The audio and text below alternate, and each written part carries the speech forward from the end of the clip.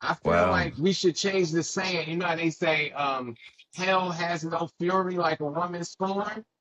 But hell yeah. has no fury like Isaiah talking about Mike. Boy, hell ain't got nothing on Isaiah talking about Mike. Boy. Yo, I hate this, bro. I hate this. Like I almost hate this as much as hate to even cross. I wish Benny was here. I hate this as much as I hate the 50 Cent and the Ti stuff.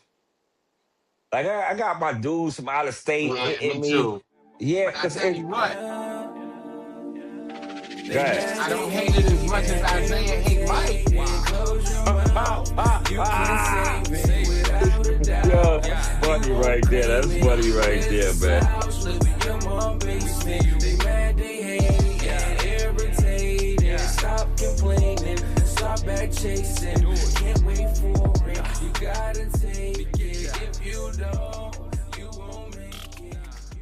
What it do is your boy Lifeline Blind Fly presents bringing to you Gold Metrics. We got Seb in the building. What's going on, Seb? What it do, baby? I'm on TV. You already know. I made it. I made it. Hey, that's what it do, man. We only got a couple of weeks left in the NBA, man. So we gonna get straight to this NBA talk right now. I had a couple of OKC Laker Knicks questions, but we're gonna jump right into something new. Right now, how do you feel about Jalen Brown advocating for himself, campaigning for himself for MVP?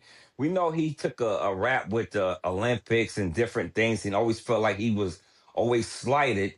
And then now Wemby, Wemby is already one of the big faces of the NBA. So, but he still spoke on defense and things of that nature. How do you feel about Wemby and Jalen Brown speaking for themselves for MVP?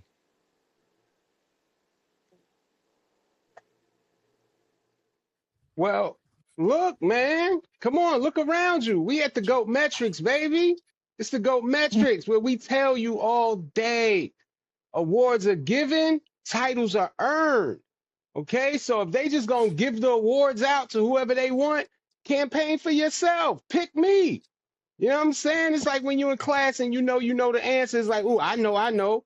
Even if you don't know it, I know, so you don't get picked. You know what I'm saying? But listen, they gonna give it to who they want, man. So, you got to campaign for yourself. Should your game speak for itself? Yes. But it's one of those things when you're not already the champ, when you're not already the MVP, you got to outshine the last MVP, hands down. It's like when you fight the champ. It can't be no room for discussion. You got to beat him clearly. So yeah, play your game and then campaign for yourself because you might be doing something. Yeah, yeah. I feel well. I'm in between. I'm in the middle. I always remember Nas said, "You ain't gotta say you a thug. She heard you." You know what She I'm heard you saying? the And first sometimes time.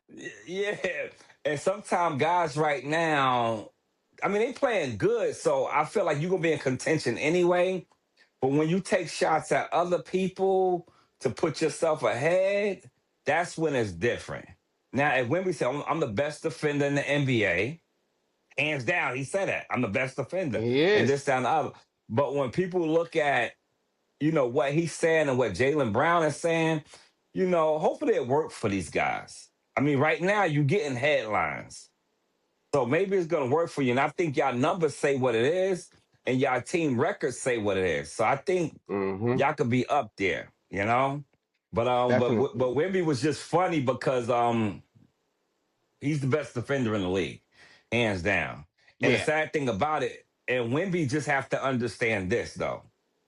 If Wemby scored more points, we ain't even got to talk about it. Like that's the beautiful thing That's about a it. fact. If Wemby averaged around 29 points a game, he just don't. So Yeah. therefore, he had to speak of his defense because out of all the guys that's going for it, he scores the least. So Wemby almost had to put his defense up there because his offense wasn't doing it. And when the season first started, he was averaging like 28, 27, 29. It just he had a lot of mediocre games where his average started falling. So I hope that whoever get it, get it. But who you think should be the MVP? Right now, I'm still rolling with the same people. I'm gonna always throw KD's name in there because I feel like right now KD is underappreciated and overlooked. Like the things that this dude is doing, and I'm telling you, he's doing it effortlessly. So I'm always gonna throw KD in there. You know what I'm saying? And Luca, like I don't know, and this is why I say these guys should campaign for themselves because I don't know what Luca need to do to win an MVP. Like he might have to save a drowning baby or something while scoring the 3-pointer at the buzzer. Like I don't know what he needs to do, man. Like this dude is constantly and consistently amazing every season. Like you look at his averages, even when you talk about the Joker, like normally, Luca is averaging either more points or you know what I'm saying? Like he's right up there all the time. Granted, he doesn't play D, but neither does the Joker. So I'm looking at guys like that and I'm like, man, like what does he need to do? Nobody talks about that. He's been cheated at least twice, man, for MVP.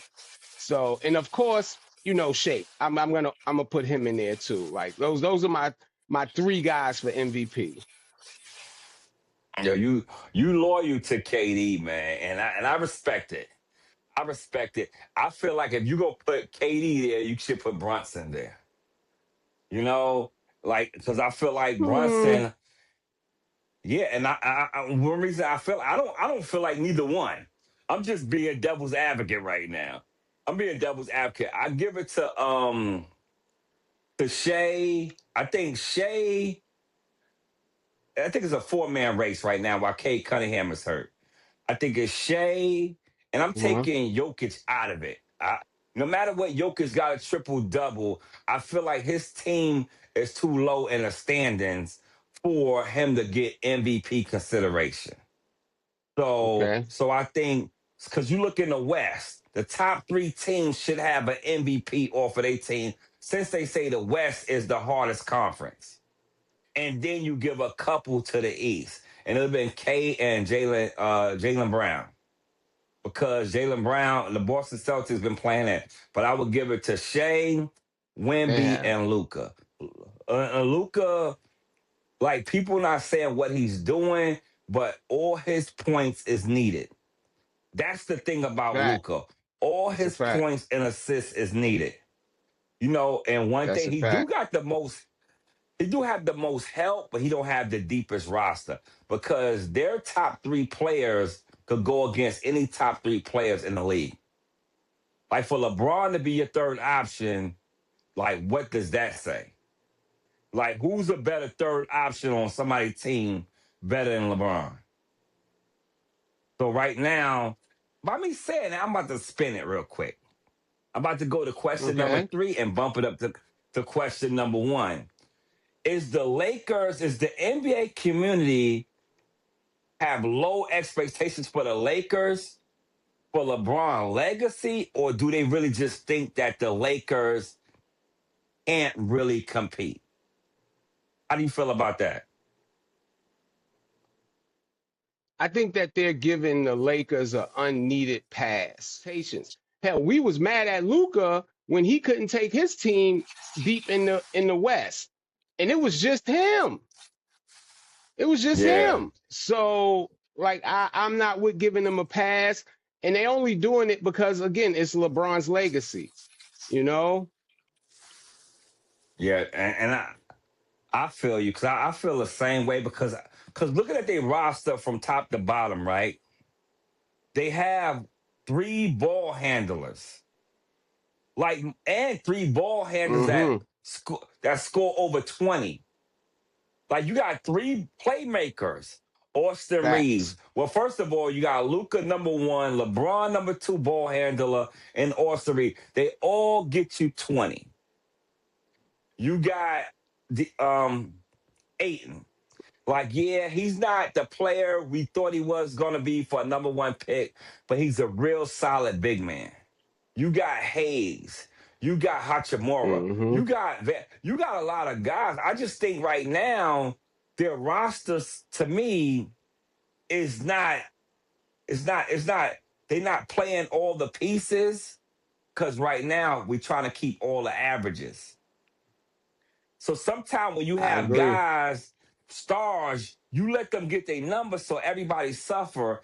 But when the playoffs come, these guys gonna play major roles for you. So I feel like with Smart and all the pieces they made, they got wing defenders. I feel like the Lakers could really beat some of the top. Well, there's only two guys over them right now. I think they could really beat OKC.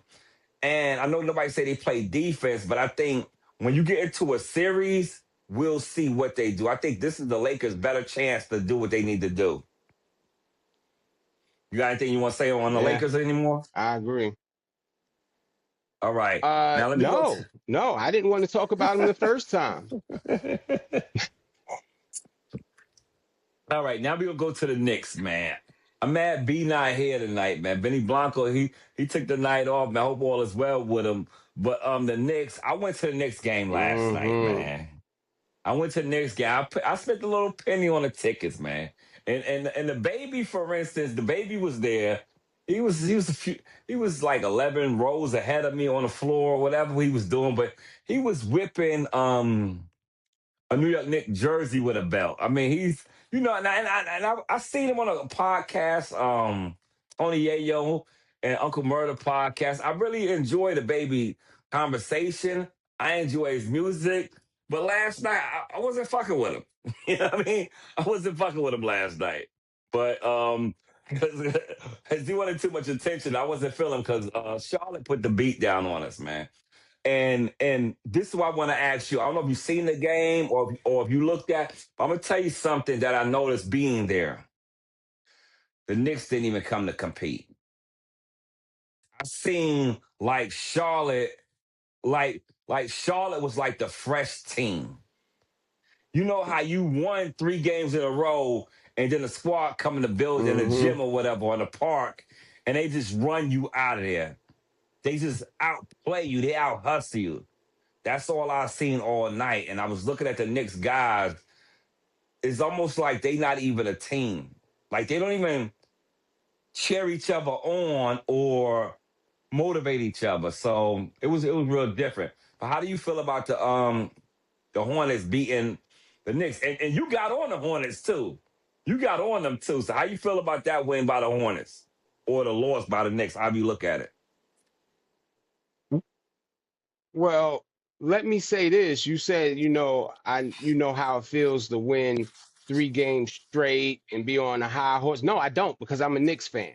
So no, I don't know what it's like to win a bunch of games straight and be on a high horse. Okay. I only know what it feels like to lose. Okay. Welcome to Mm. the Knicks. Now, I was going to answer for Ben since he wasn't here, and I was going to say something cool and smooth, like, the Knicks, we just got to do better. You know, Cat isn't playing up to expectations. Brunson is going to be who he's going to be. We got to do better. No, no, we've passed that, Ben. We've passed it. We need to blow it up, redo it, man. Blow it up. The Knicks don't get the benefit of the doubt. Every 2 years, they should just blow it up and redo it. That way we know that feeling of maybe next year. You know what I'm saying? Because that's a good feeling when we just don't know. Maybe next year. So every 2 years, just blow it up. That way we always have those expectations like, ooh, next year we might be good. You know what I'm saying? That way we never really know. Like, I know next year will be bad. I know that. And I'm going to give Charlotte a little more credit than I did last episode. And not because I've been hanging out on Betas Ford and all of that, and I got a couple of threats. You know what I'm saying? I go home whenever I want to go home, y'all. I can hang on Betas Ford if I want. But I'm gonna give Charlotte a little bit more respect and say, they're actually playing really well, not just against the Knicks, but watching them lately, like they seem like they're becoming more of a cohesive unit. Unlike the Knicks, seem like the glue for the Knicks is just gone. Where Charlotte, on the other hand, there's a bunch of young players. Um, they're finally defining themselves, seeing who's who, and playing their role. And I'm starting to like it. They actually look good, man. They look good as a cohesive unit. And they're all so young. It's like we damn near got beat by a college team. They so You young. feel like the Knicks with these last little bit of games, you feel like when Thibodeau left, he took his culture, or do you think Mike Brown hasn't figured out the proper rotation to get the success that the New York Knicks is trying to get?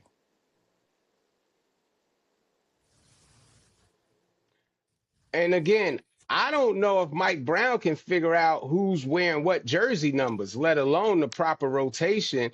So yeah, Thibodeau being gone, it hurts the culture. He was the culture. You know, you look at again, we always talk about the no hustle, the no play. Thibodeau brought that to New York. It was almost like the Pat Riley era, minus the fights. You know, like Mm. uh, and that's what New York was known for, that tough play. And we don't have that anymore. Like, I tell you, these guys, they look like they don't even want to be there. Like half the time, Brunson just want to score. He's like, I'm just gonna go out there and score. Cat just, I don't know if he got a girlfriend in the stands. He just want her to see him play. Like, I don't know what's happening, man. Like, even OG does not look like the same OG from the Raptors or the first season in New York. Like, he's not the same player. And I'm not even going to talk about bridges unless we talking about bridges over water, Brooklyn Bridge, San Francisco Bridge. Them are the only type of bridges I want to hear about. Um, so Thibodeau, I think we realize now that was a big mistake losing Thibodeau and bringing in Mike Brown. Like, really? Like, really? Mike Brown, really? Was Muggsy Bogues not available? Like, really? Jesus. Wow. Speaking of Muggsy Bogues, I know let me answer the question right with the Mike Brown and the Thibodeau. I'm with you, and I thought Mike Brown would have made some better moves.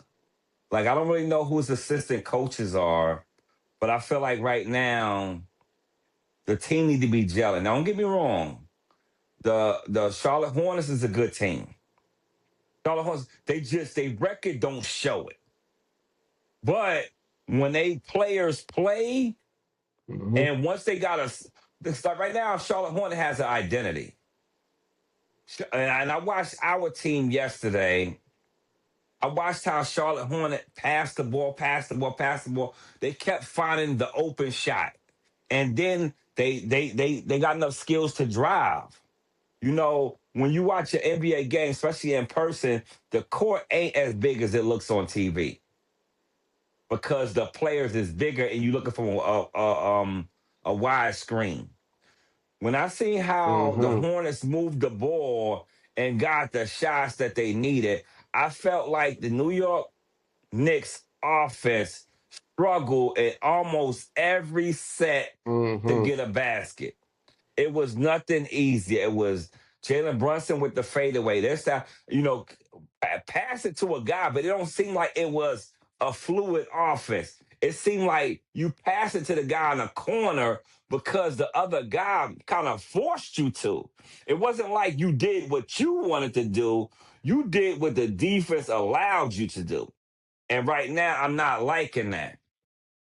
I'm not liking that. Let me say something real quick. Unless you got something else to say about the Knicks.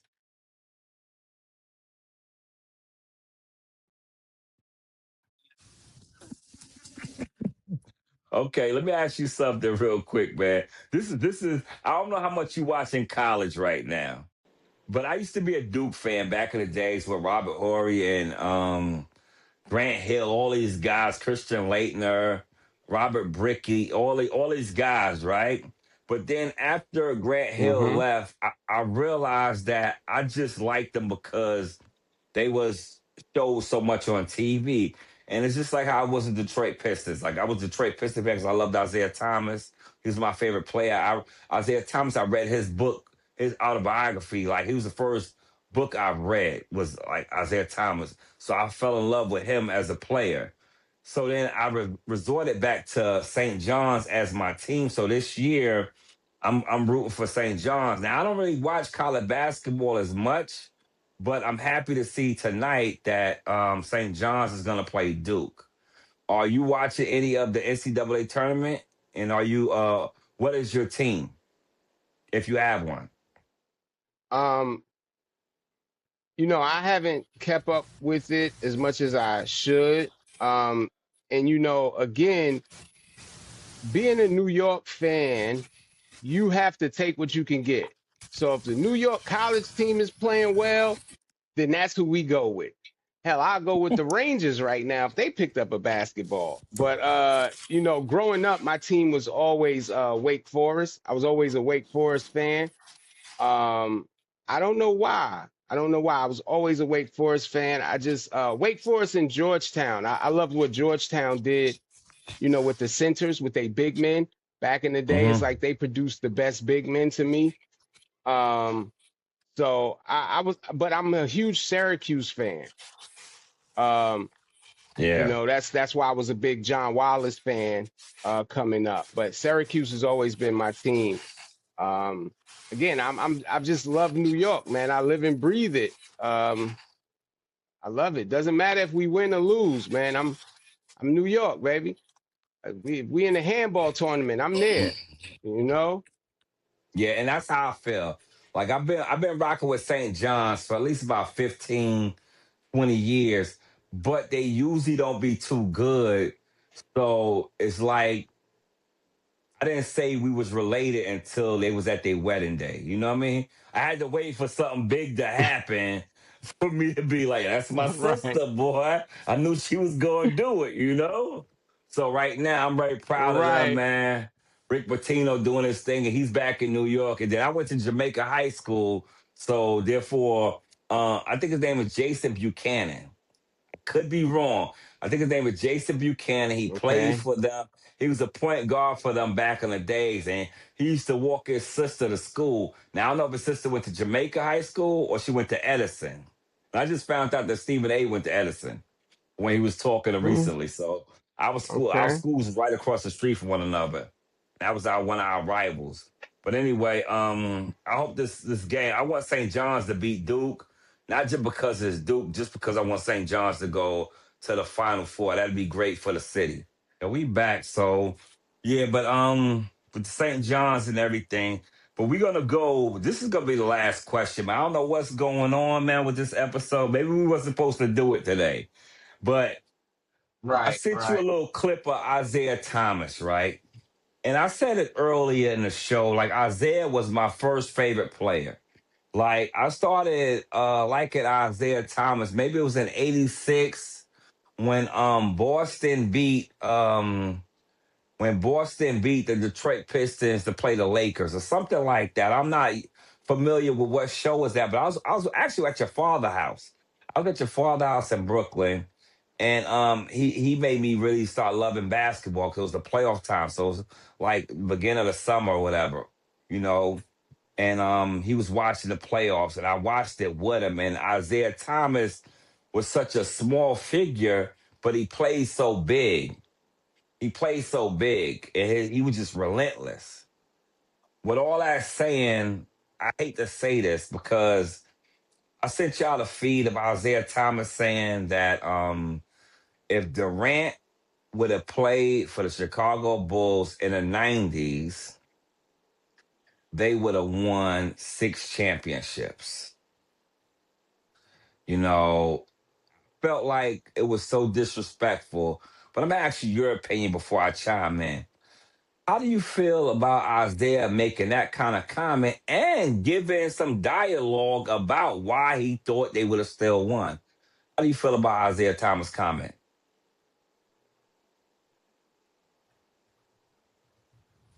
Well, first of all, when it comes to hate Isaiah Thomas, um, I don't listen to anything he has to say when it comes to Michael Jordan. I look at him like the way I look at my wife when she talks about other women that I know. Because you're not going to say anything good no matter what, you know? Mm, And I I think that one thing he needs to take a look at is when he does these type of interviews and he says these things and then he gets real arrogant and says like, "Oh, get a research team and look up the how many shots it took Durant opposed to Michael Jordan. And yeah, Durant is a very efficient shooter, definitely. But we all know that it took Mike, almost 5 years less, if not more. We know that Mike did 10 scoring titles. We know that Kevin Durant has played with three MVPs. He's played with three MVPs, three league Mm, MVPs, and multiple All Stars and All NBA players. Michael Jordan has never played with an MVP player, unless you count the Olympic. Michael Jordan mm. has never played where you had two players average over 20 points on his team. I think Scottie Pippen might have only averaged 20 once or twice while Mike was there. Once or twice. Kevin Durant has had teammates averaging 20 plus points, multiple teammates, Yeah. multiple at one time. Like, so when you say these type of things, you have to look at those. Like, and we're talking about a situation where there is positionless basketball now. Kevin Durant is 6'11", and he plays the three. Okay? Back when Mike played, if you were 6'11", you were a center. No ifs, ands, or buts about it. You were a center or a very big stretch four. So you didn't even get to shoot as much. So we're talking about a Kevin Durant right now that gets to take 3-pointers, that gets to play he would have been in the paint constantly. Constantly. Like, he wasn't shooting no 3-pointers back when Mike was playing at 7 foot tall. You probably would have got benched, being MVP. Kevin Durant, once he starts getting pushed around and beat up on, he's going to average 12 points easily. We've seen Boston do it to him. Like, he's just not a physical player. And Mike was. When Mike said the first thing they did after they lost to Detroit was everybody hit the weight room. They were prepared for this. Kevin Durant purposely walked around the weight room to get to the gym, just so nobody asked him if he want to lift weights. So, Yeah. you have to Yeah. understand it is a different time. Isaiah got to stop, man. So he got to stop. He been doing this for like 20, 30 years. Tell him to let it go, man. Let it go. They beat you. You didn't shake their hands. Fine, let it go, bro. Uncle Murder. Uncle Murder, man. I know life hits everybody in different ways, but man, you just hit Isaiah Thomas with a haymaker, man. Because I agree with you. Like, you was taking points that I wanted to use. No, no, no. You was rough. And the reason I hate to even say this because I believe he has health issues and things of that nature. He's older, like, things in life. And that's why I'm mad with his PR people. And maybe one of my men said, yo, for the algorithm. So maybe he's doing this for algorithm stuff. But to me, it's like certain names you shouldn't talk about no more.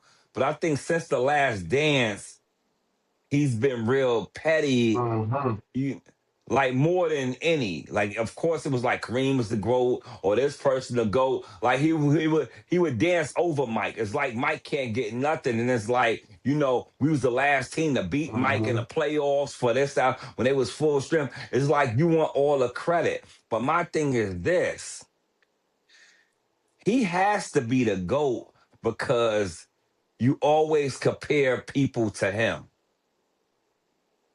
Like, and nobody's comparing, nobody Yep. is saying, yo, Magic Johnson was on the Pistons, they would have won more than 2 championships. Or if Isaiah was with the Lakers, they like Right. nobody's doing that.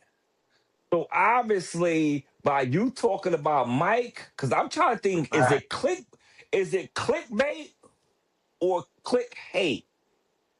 I don't know. But only thing I want to say to Isaiah, he's one of my favorite players all time. Gotta let some things go. You got to let some things go. And that's all I could say, man. That's a fact. It's ridiculous, bottom line, because Durant is not a physical player, Hmm. and Durant is not. Hate to say it, but he's not a leader like Mike. And Scottie Pippen is That's a not a fact. leader. Scottie That's a Pippen fact. is not a leader either. He's not a leader either. That's why when Mike left, he wanted Mike back, come back. Like I'm a good player. I'm a number two. And Durant is a number Hmm. one, but he's not the number one leader. And that's why Houston is not winning right now. And I hate to take shots at Durant, but he let Isaiah Thomas put him in the mix. Isaiah put Durant in the mix, trying to big up Durant and belittle. Yeah, because now you got us talking about Durant, what he can't do. Like, why you even do that? And the sad thing about it, why he didn't say if I was on Chicago. Man, you played the game. You played the game. You're gonna talk about somebody else. And that's where it gets different because you try to bring other players to discredit one player. And that's the sad thing about it. Because now we could say if Stephon Marbury played for your team, we could say if Allen Iverson played for your team or if Steph Curry played. Like, what are we doing here? Are you an NBA legend? You know what I Right. mean? You an NBA legend, man. We playing the what if games. Come on, Isaiah. Come on, Zeke, Facts. man. Fact. Zeke, man, you a great guy, man. Mhm. You talk. Hate, What you say? What you say? hate has no boundaries, brother. Hate has no boundaries. Mm, I feel well, like we should change the saying. You know how they say, hell has no fury like a woman scorned? Boy, hell yeah. has no fury like Isaiah talking about Mike. Boy, hell ain't got nothing on Isaiah talking about Mike. Boy. Yeah, I hate this, bro. I hate this. Like, I almost hate this as much as hate to even cross. I wish Benny was here. I hate this as much as I hate the 50 Cent and the Ti stuff. Like, I got my dudes from out of state Yeah, me hitting me. too. Yeah, But I because tell you what, go ahead. I don't hate it as much as Isaiah hate Mike. Yo, that's funny right there. That's funny right there, man. Hey, that's all. Did we talk about OKC in Boston yet?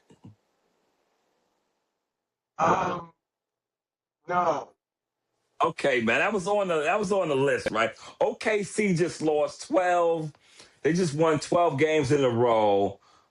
Jalen Brown and Jason Tatum, they beat OKC at home in Boston.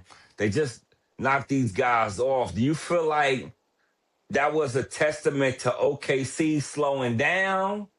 Or was that just Boston being Boston and catching OKC on a bad night? Like, how do you feel about Boston stopping OKC 12-game record? I think that it was both. I think that it was Boston speeding up and getting ready for what's to come, and I think that it was OKC slowing down and preparing themselves for what's to come. Sometimes the best way to prepare yourself for what's next is to slow down and take a breather, you know? And sometimes the best way to get to what's next is to speed it up. So if you're OKC, it's okay to slow down and take a breather. You playing with house money. Now Boston probably won't even make it to the finals, you know, so you don't have to worry Mm, about Boston. mm, So they can beat you as much as they want during the regular season. You won't see them in the finals. So I think that OKC, they're gonna slow down, take their time. Um, I expect to see a lot of the guys play a little less minutes. You know what I'm saying? Nothing major, but just slow it down a little bit and prepare for what's to come because they're going all the way. They're going to the shit. That's a fact. mm. Yeah, I feel you. I feel you. OKC. So you say OKC. Then who coming out the East? Um, it's right now. It's hard to say. I mean, hell, you might be able to just roll a dice and pick one. Like it's hard to say who's gonna come out of the East. I mean, I'm just being honest. Sometimes Detroit look like they may be the team to beat on the East. Then Boston looks like, hey, man, maybe Jalen can take them all the way. And then Giannis is like, yeah, I'm still Giannis. I did it before. You know, um, it's hard to say. I can tell you who won't be coming out of the East. Um, Ooh, and it's New York. They will definitely not be coming out of the East. wow. Not the Knicks. Well, Uh, Nah, they yo, you don't even know wow. that they're a team. Mm. They don't know they're a team. How they expect you? You can't play like a team if you don't know you on a team. I'm surprised they don't come out in the wrong jersey sometimes. I didn't know what was going on this. You know what I'm saying? Like these guys, man, there's no cohesiveness there at all, bro. There's none. You know what they look like? They look like Skip and Shannon after that argument. They just there. You know what I'm saying? Just yelling at each other. That's all the Knicks are doing right now, man. That's what we looking at. We all know it was over then.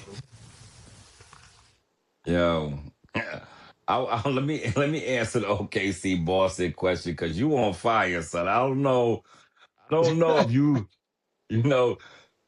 Sometimes you watch the movie and you don't know who the bad guy is until like midway. You know, you're like, oh, but this show figured out early. You know what I mean? It's you. You the bad guy. You know what I mean? You are the bad guy. You know what I'm saying? Like it was you picked that. Like you pulled the straw out like, oh, I'm the bad guy. You know what I mean? It was early. Cause you've been killing the Knicks, man. I don't even know what happened, bro. But I feel like I'm like with you. OKC, everybody gonna lose. That's just like with the Knicks and the Hornets. Everybody gonna lose. Like all streaks is made to be broken. I think that's one of your lines from last week. All streaks is made to be broken. So, but the thing about it is with Boston, they're peaking at the right time. And I think that OKC, like you said, they just took their foot off the gas for that one game. It ain't no indictment to them with that loss. But with Boston, every win is needed. And every win helps them with the momentum because they're trying to work Jason Tatum back into the rotation at the same time, keep their momentum to go into the playoffs. So I think it's like you said, it's both, you know. But let me get back to you. Agree. I'm still this is called blind love right now. And right now, I'm still thinking the Knicks is gonna come out. Until I'm gonna take some energy from Ben.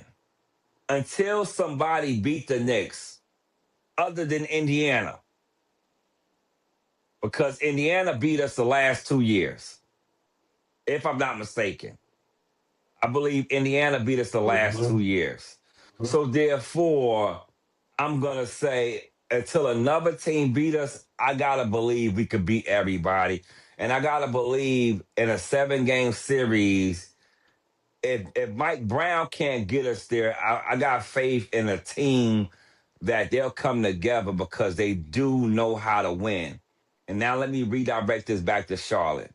I want to say because I got a lot of guys that really hit me up on Facebook on my reels about Charlotte could beat anybody in a playoff series, and I said I believe it. I just don't believe they're gonna make it to the playoffs. You know what I'm saying? I believe they could beat anybody, but I just believe they're gonna make it. I believe like if they got a one I and done, got you. they might be one and done. Like in the play-in, they might be one and done. So, but Right. if Charlotte make the playoffs, they're gonna make it rough for people because they have the talent. They just don't have the record to keep Right. them in the top 6. You know? So to everybody, I I agree. believe Charlotte could really beat anybody, but they gotta be there to beat anybody. And depending what their seeding is, they could That's a fact. lose the play-in game and won't even make it to the playoffs. But I'm rooting for Charlotte. I'm reconsidering season passes this next upcoming season. All right. But that's pretty much it. But I want to say one thing to triple single Draymond Green. I'll let you chime in and we'll wrap this thing on up. You know, Draymond Green had some comments about Wemby talking about defense. I don't know if you heard about this. I listened to him. And he make a lot of valid points, right? But one thing that I always look at motives. I always look at motives and validation. Now, if that was Steph Curry talking about defense and Wemby is correct, I would have respected even more. But by Draymond Green being triple single, he could be the only player in a Hall of Fame that don't average double figures in nothing. He will be the only Hall of Fame That's a player fact. that don't average double figures in nothing. So obviously he gotta have something that validate him being there. And he is a Mm, hellified defender. So therefore, you shall agree with Wemby. You shall want the rest of the league to recognize how big defense is. We understand that. That's why Dennis Rodman is where he's at. But the difference between Dennis Rodman and you that's a fact. is that Exactly. Dennis Rodman averaged over 10 rebounds a game. So he really Yeah, averaged double figures in something. It's just that you haven't, Draymond. So that's a Draymond, fact. it was a good thing for you to use Wemby as clickbait to validate yourself. But I wish sometime I wouldn't say be quiet. I would just say just cheer the guys on and don't add on too much fluff. Cause that was some real fluff right Right. there. Did you hear him with that? Yeah.